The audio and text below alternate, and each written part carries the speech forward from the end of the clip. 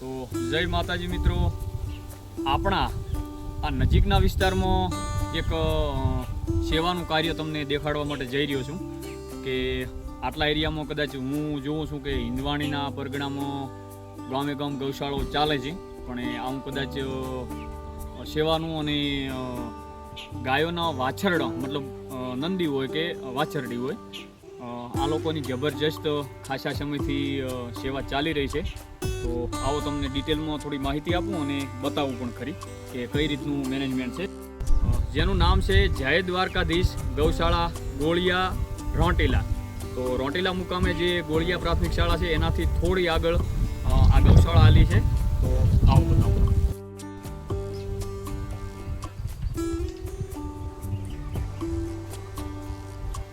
તો જી હા મિત્રો, જે તમને હાલ વાત કરી કે સેવાનું કામ ચાલી રહ્યું છે એ કેવા પ્રકારનું છે, તમે જે મારી આજુબાજુમાં જોઈ રહ્યા છો ને આ બધી બીમાર વાછરડીઓ કોઈએ મોકલેલી અથવા ક્યાંકથી ગામમાંથી જે ગૌ સેવક લોકો અહીંયા છે જે બહુ સેવા આપી રહ્યા છે એ લોકોએ ઉઠાવીને અથવા ગાડીની અંદર કે જેમ તેમ કરીને અહીંયા સુધી લાવી અને આ લોકોની સેવા કરે છે. તો અહીંયા 4-5 વેટરનરી ડૉક્ટરો પણ બહુ ફ્રીમાં સારી એવી સેવા આપે છે. તો તમે જે મારી આજુબાજુમાં જે નાનાવાડામાં દેખાઈ રહી છે આ બધી બીમાર છે, મતલબ આની હજી ટ્રીટમેન્ટ ચાલુ છે.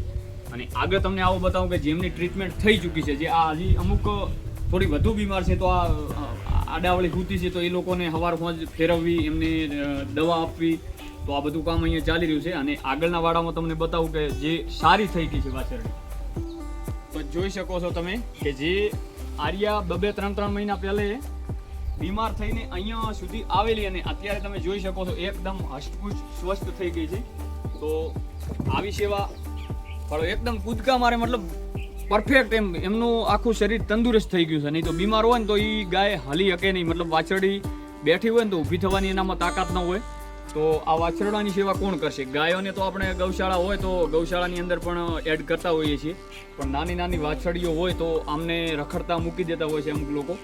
તો એની બધી આ લોકો સેવા કરે છે. તો તમે એકવાર અવશ્ય મુલાકાત કરજો. હજી તમને આગળ બતાવું કે કઈ રીતનું આમણે વિભાજન પાડેલું છે. જે આગળ બતાવ્યું એકદમ બીમાર અને એમની ટ્રીટમેન્ટ ચાલુ છે. અને આ જે વાળો દેખાય ને હમણાં જો પાછળ બધી જતી રહી છે, મારાથી થોડી ભડકાઈ અને દૂર જતી રહી છે. આ બધી 15-20-25-30 જેવી દેખાય ને એ બધી હષ્ટપુષ્ટ થઈ ગઈ છે. હવે એનાથી વધારે મતલબ મોટી થઈ ગયેલી, જે સેવા કરતાં ઉછેર કરતાં બહુ થોડીક ઉંમરમાં મતલબ 12 મહિના 2 વર્ષ જેવી મોટી થયેલી અને કમ્પ્લીટ થઈ ગયેલી ગાયો આગળના ભાગમાં છે. તમે અહીંયા આવો, જે આ પાર્ટ પાડેલો છે અહીંયા તમે જોઈ શકો છો કે રેડલીઓમાંથી થોડી વધુ સારી અને મોટી થઈ ગયેલી ગાયો જેને કહી શકાય.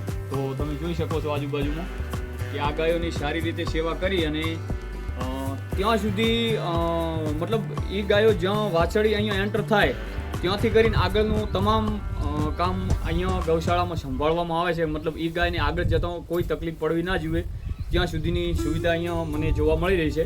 તો હેડતા હાલતા કે જ્યારે પણ ટાઈમ મળે તો એકવાર જય દ્વારકાધીશ ગૌશાળા ગોળિયા રોંટીલા મુકામે એકવાર અવશ્ય મુલાકાત કરજો.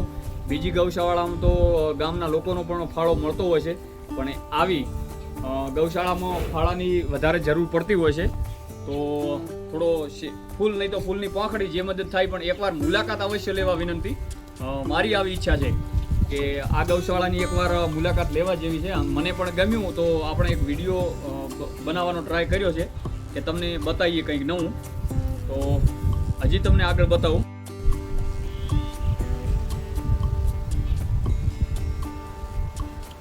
તો 3 વિભાગ તમે જોયા અને આ ચોથો વિભાગ તમને બતાવું કે જેમાં કોઈ પણ પ્રકારની ત્રુટિ નથી. આ ગાયો એકદમ હષ્ટપુષ્ટ અને સ્વસ્થ છે. પેલી ગાયોની અંદર થોડા ઘણી મતલબ એમને કોઈ ખાણ કે ચારો કે એવું નાખી અને થોડી વ્યવસ્થિત બનાવે, અને આ ગાયો કોઈ ઘેરથી આવીને મૂકી ગયું હોય તો એવી ગાયો પણ આની અંદર આ લોકો રાખતા હોય છે. તો એકવાર અવશ્ય વિઝિટ કરજો. તો ખાસ જણાવવાનું કે આપણે ગૌ ભક્તો અહીંયા હાજર છે તો એમને પૂછીએ કે અહીંયા કઈ રીતની સેવા કરે છે. તો દિવસે આખા દિવસની રાત કોણ અહીંયા ફાળે? નરેંગાભાઈ દેસાઈ કરી છે. તો તમે મતલબ ગાયની કઈ રીતની સેવા કરો છો અહીંયા 24 કલાક? સાર નોખો, પછી દોણ નોખો, તો સાર 2 ટાઈમ અને બીજોણ એક ટાઈમ. તો દિવસમાં 2 વખત નિરણ કરે છે ઘાસચારાનું, અને એક ટાઈમ તમામ ગાયો અને વાછડીઓને બીમાર ગાયોને તમામને દાણ નાખવામાં આવે છે. અને હજી આપણે આગળ પૂછીએ કે કેટલા વિસ્તારમાંથી અહીંયા આપણે બીમાર ગાય કોઈ દેખીએ તો મોકલી શકીએ. તો આપણે કે રાજપૂતને આપણે થોડી માહિતી લઈએ કે કેટલા વિસ્તાર સુધી કોઈ કોલ આવે તો તમે અહીંયા લઈ શકો. જે આદિવાસી દ્વારકાધીશ ગૌશાળાના જે અમારા જે બધા મિત્રો જે ગ્રુપ છે અહીંયાથી ગૌશાળાથી કહેવાનો મતલબ 10 થી 15 કિલોમીટરના આજુબાજુ કોઈ એક્સિડન્ટ થયો હોય, કોઈ બીમાર હોય, કોઈ તકલીફ વાળો હોય તો એ ગાય અમે લઈએ હકાશો અને લેવા જઈએ. અચ્છા, બની રીતે 2 વખતે.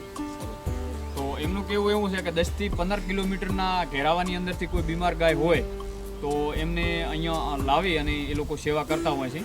તો આપણે જોડે એક બીજા પણ મિત્ર છે, તો એમની જોડેથી પણ માહિતી લઈએ કે ગાયની કઈ રીતની મતલબ સેવા આપવામાં આવે છે. કદાચ તમને કોઈ કોલ આવ્યો 15-20 કિલોમીટરના ઘેરાવામાંથી, તો જે આપણે ડિસ્પ્લે ઉપર હું નંબર નાખું છું એ નંબર ઉપર કોલ આવ્યો તો તમે કઈ રીતની સેવા આપો છો? એમાં જે ડિસ્પ્લે ઉપર નંબર અમને નાખી દેજો તમે, એના ઉપર કોઈને દાન કરવું હોય કે બધે કોઈ ગાય બીમાર હોય કે કોઈ એક્સિડન્ટ થાય તો એ ગાયને અમે જોઈએ, અમને શક્ય લાગે કે અહીંયા લાવવાથી અને ટ્રીટમેન્ટ કરવાથી ઊભી થઈ જશે અને કોઈ જે ગોળ છે, તેલ છે અને કોણ બીજું મૂકવાથી રેડી થઈ જતી હોય તો પછી એને અહીંયા અમે રાખીએ. અને બાકી અમને એવું લાગે કે આને ભાગેલું તૂટેલું છે કોઈ, મતલબ કોઈ સર્જન ડોક્ટરની જરૂર છે તો પછી એનું અહીંયા અમે ટ્રીટમેન્ટ કરી શકતા નથી. તો એને પછી અમે અહીંયાથી અમારું પિકઅપ ડાલું અથવા કોઈ શક્ય હોય તો ત્યાંથી મૂકીએ કે તો એમનો અમે કોન્ટેક્ટ કરાવીને ત્યાં મૂકવાનો પ્રયત્ન કરીએ છીએ. હા, ભાભર ગૌશાળામાં.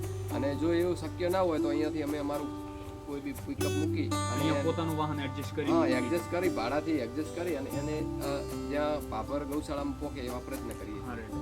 તો શું નામ તમારું? પિન્ટુભાઈ દેસાઈ. પિન્ટુભાઈ દેસાઈ. તો આપણે આ લોકોને મળ્યા એના ઉપરથી એમણે એવું કીધું કે 15-20 કિલોમીટરના ઘેરાવામાંથી આપણે જે નંબર ડિસ્પ્લે ઉપર નાખેલો છે એ નંબર ઉપર તમે કોલ કરો. કોઈ બીમાર ગાય હોય તો એક્સિડન્ટ વાળી હોય તો એના ઉપર કોલ આવે તો અહીંયા જેટલું બને એટલું, મતલબ અહીંયા 5-6 ડૉક્ટરો સેવા આપે છે.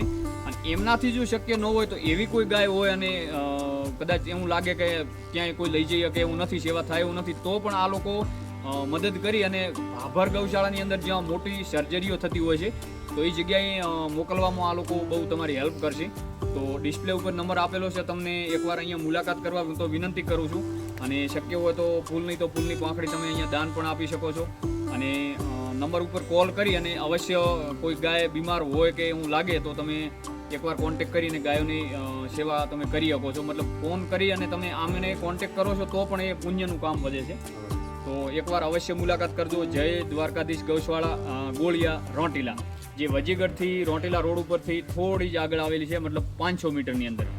તો જોતા રહેજો આગળના વ્લોગ. જય માતાજી, જય ગૌ માતા.